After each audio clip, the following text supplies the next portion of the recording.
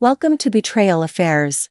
In today's story, we explore the silent unraveling of a woman's inner world, a life that looked perfect on the outside yet carried a storm beneath the surface. My name is Lauren Carter, I'm 34 years old, and this is the story of the summer that changed everything, forever. I've been married to David for 7 years. On paper, we were the perfect couple, stable jobs, a quiet house near Richmond, Virginia, and a steady rhythm to our days.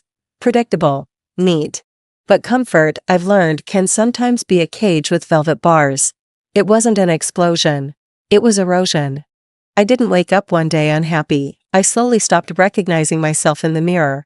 Stopped laughing at David's jokes. Stopped feeling anything at all. David wasn't unkind. He was a good man.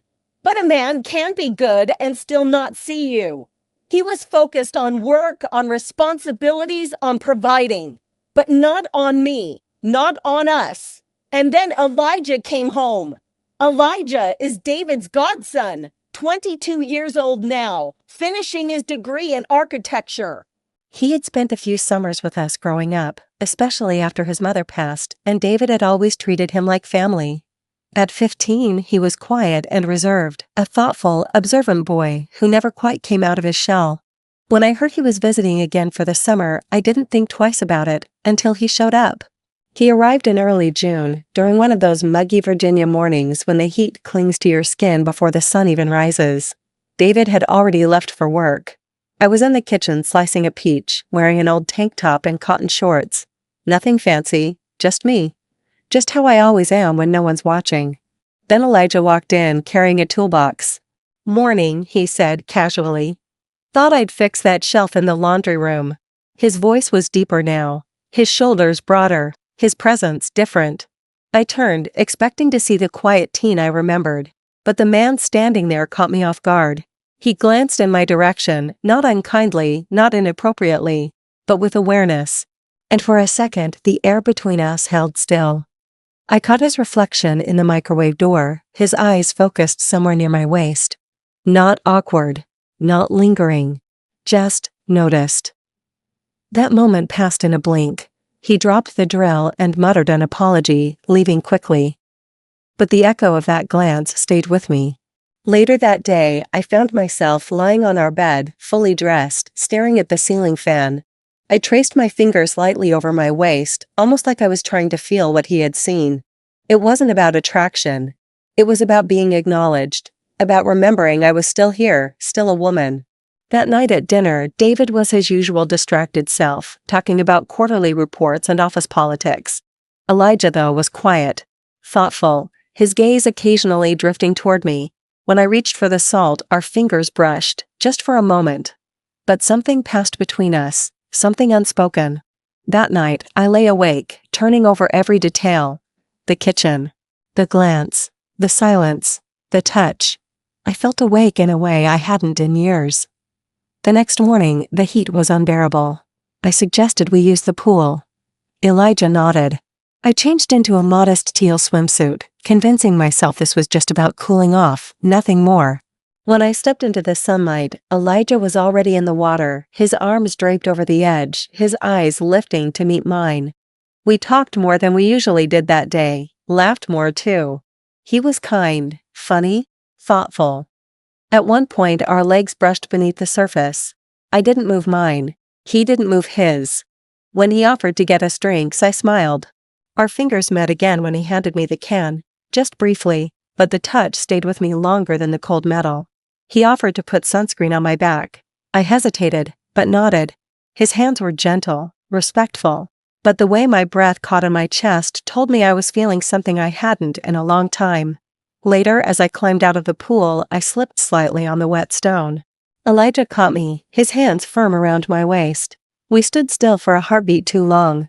He helped me steady myself, then stepped back, his gaze flickering with something unreadable.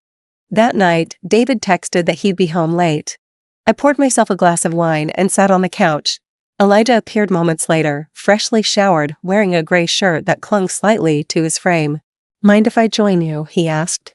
I nodded. We sat in silence, but it wasn't empty. It was full of everything neither of us wanted to say aloud. When I handed him a glass of wine, our hands brushed again. slower this time. Are you happy? He asked quietly. I looked at him, startled. I used to be, I said. Now I don't know. He looked straight at me. I see you, he whispered. The way you pause when you think no one's looking. The way you fold your arms when you're feeling lonely. The way you've stopped believing you're enough. I turned away. You shouldn't say that. But it's true, he replied. He didn't move closer.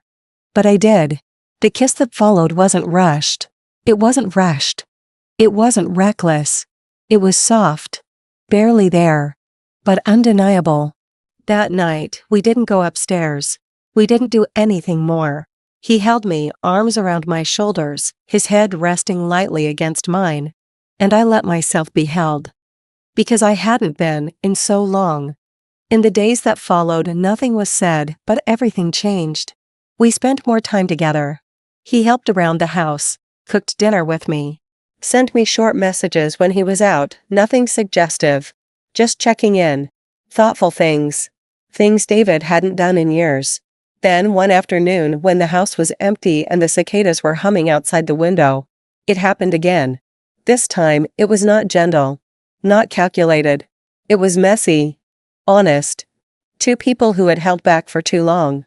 Afterward, the guilt came in waves. I lied to David, told him I was tired.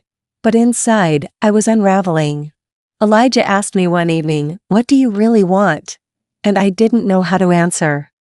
Because the truth is, I wanted something impossible. I wanted to go back and undo it.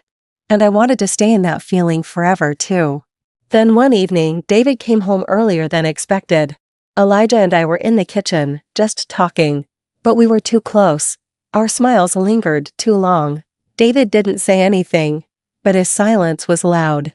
2 days later, Elijah left for school. We didn't say goodbye, just a hug. One long, unspoken pause, and then he was gone. Sometimes he texts me. Sometimes I reply. Sometimes I don't know what to say. I don't know what the future holds. I don't know if I'll ever see him again. But I do know this, that summer I remembered what it felt like to be alive again. Not just breathing, but living. And sometimes the most unexpected moments are the ones that change you forever.